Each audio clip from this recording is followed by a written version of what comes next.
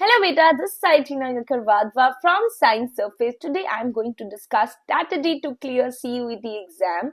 Chemistry के लिए आप CUET एग्जाम कैसे क्लियर कर सकते हैं और इसकी स्ट्रैटेजी क्या है, आपको क्या क्या टिप्स एंड ट्रिक्स फॉलो करनी है। देखिए बेटा, दो टाइप की पढ़ाई होती है, एक होती है आप हार्ड वर्क करते हैं और एक होती है आप स्मार्ट वर्क करते हैं। तो आजकल जमाना स्मार्ट वर्क का ही है कि कम टाइम में हम अपना एग्जाम क्लियर कैसे करें, कम टाइम में हम क्या पढ़ें कि हमारा एग्जाम बहुत अच्छे से क्लियर हो जाए। तो सबसे पहले what is CUET? CUET is the Common University Entrance Test which is conducted by NTA National Testing Agency। तो यहाँ पे हमारे पास हम क्योंकि केमिस्ट्री के लिए यहाँ डिस्कस करने वाले हैं CUET का पैटर्न और कैसे हमें पढ़ाई करनी चाहिए इस एग्जाम के लिए। तो सबसे पहले हमारे पास जो सेक्शन आता है दैट इज सेक्शन 1 और इसमें हमारे पास 13 लैंग्वेज होती है। ऑफ कोर्स हम ज्यादातर बच्चे देखते हैं कि इंग्लिश ही ऑप्ट करते हैं। तो total question is in this section will be 50 and time which you will get will be 60 minutes. So this is the first section of CUET exam. Now let us discuss about the section. Let us discuss about the section 2. Section 2 हमारा domain specific रहता है। It means जो आपने subject opt किया उस वो वाला जो आपका सेक्शन रहेगा दैट विल बी सेक्शन 2। तो यहाँ पे हमारे पास क्या रहेगा, एनसीईआरटी बेस्ड रहता है। अगेन टोटल क्वेश्चन आपको यहाँ पे 50 मिलेंगे एंड टोटल जो आपको टाइम सेक्शन 2 अटेम्प्ट करने का मिलेगा वो भी 60 मिनट्स ही रहेगा। सेक्शन 3 में आप जनरल एप्टीट्यूड टेस्ट देखेंगे, आपका एप्टीट्यूड चेक होगा यहाँ पे। अगेन यहाँ पे आपको 50 क्वेश्चंस मिलने वाले हैं बेटा and time which you will get will be 60 minutes.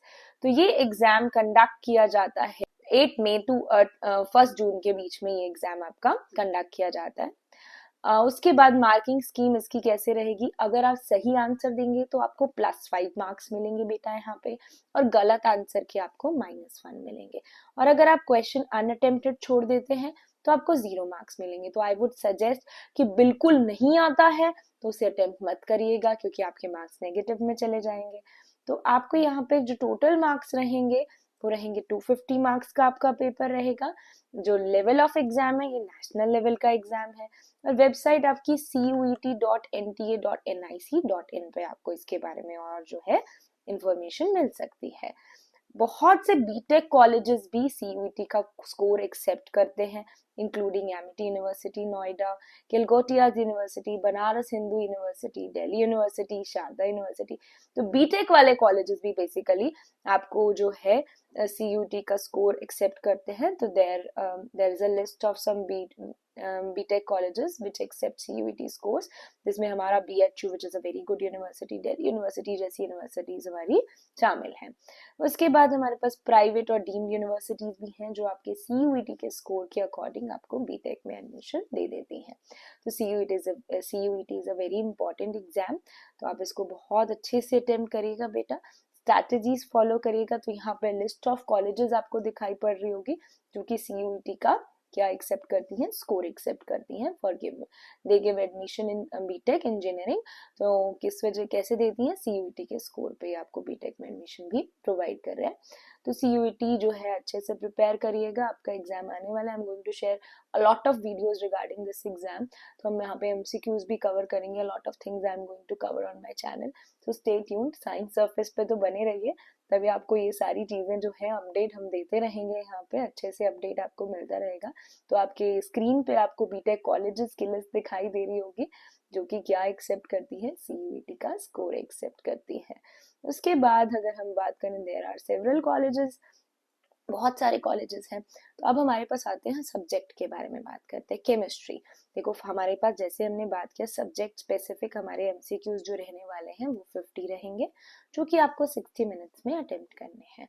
250 marks का आपका जो है पेपर रहने वाला है। NCERT बेस्ड आपका पेपर रहने वाला है। स्पीड और एक्यूरेसी आपकी होनी चाहिए 72 सेकेंड अप्रोक्सीमेटली आपको एक क्वेश्चन पे लगाना है। अब देखिए कई क्वेश्चन तो दिखते ही हो जाते हैं, तो कुछ सेकंड्स में हो जाते हैं, तो उनके सेकंड्स भी आपको दूसरे क्वेश्चन में मिल जाएंगे। तो आपको NCERT अच्छे से करनी है। ऑफ कोर्स मैं केमिस्ट्री के लिए हमेशा कहती हूँ, हर बच्चे को कहती हूँ 11th 12th के बेटा NCERT छोड़ के नहीं जानी है। NCERT से आपके सारे एग्जाम्स बड़े आराम से हो जाते हैं। अब देखिए नया रिवाइज सिलेबस है, NCERT नहीं आ चुकी है, तो क्या होता है ना, जो चैप्टर्स आपके NCERT में कवर्ड नहीं है बुक में, ऑफ कोर्स आप उनको पुरानी बुक से कवर कर सकते हैं, पुरानी एनसीईआरटी से, पर बहुत सारे चैप्टर्स आपके they are already there in your NCERT textbook ना, तो वो तो आप करके जाइए पहले। एनसीईआरटी से ही सब कुछ मिलेगा। यूपीएससी से भी अगर हम बात करें, यूपीएससी एस्पिरेंट से, तो वो भी यही कहेंगे आपको कि हाँ वो भी स्टार्ट आपकी एनसीईआरटी टेक्स्ट बुक से ही करते हैं। NCERT text book is a very good book. अगर हम इसके सीयूईटी के सिलेबस के बारे में बात करें तो आपके सिलेबस की यहाँ पे लिस्ट मैंने बनाई हुई है।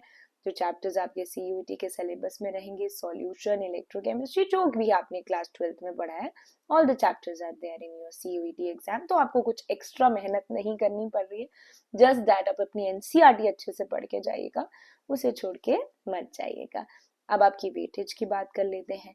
फिजिकल केमिस्ट्री की वेटेज बेटा यहाँ पे 30% रहने वाली है। देखिएगा, मेरा अपना एक्सपीरियंस कहता है कि जो बच्चा फिजिकल केमिस्ट्री अच्छे से कर लेता है ना, और उसके क्वेश्चन में नेगेटिव मार्किंग होने के चांसेस बहुत कम होते हैं। इनऑर्गेनिक में फिर भी मैं कह सकती हूँ कि नेगेटिव मार्किंग हो जाती है, पर फिजिकल केमिस्ट्री में क्योंकि हमें न्यूमेरिकल्स मिले हैं तो डायरेक्ट क्वेश्चन हमारा सॉल्व हो जाता है, इसमें नेगेटिव मार्किंग कम होती है। तो फिजिकल केमिस्ट्री की वेटेज यहाँ 30% रहने वाली है। इनऑर्गेनिक केमिस्ट्री की वेटेज यहाँ 20% रहने वाली है। एंड ऑर्गेनिक केमिस्ट्री की वेटेज यहाँ 50% रहने वाली है। तो ऑर्गेनिक केमिस्ट्री की बहुत ज्यादा वेटेज है। अच्छे से अपनी बुक 2 जो है क्लास 12th की पढ़ के जाइएगा।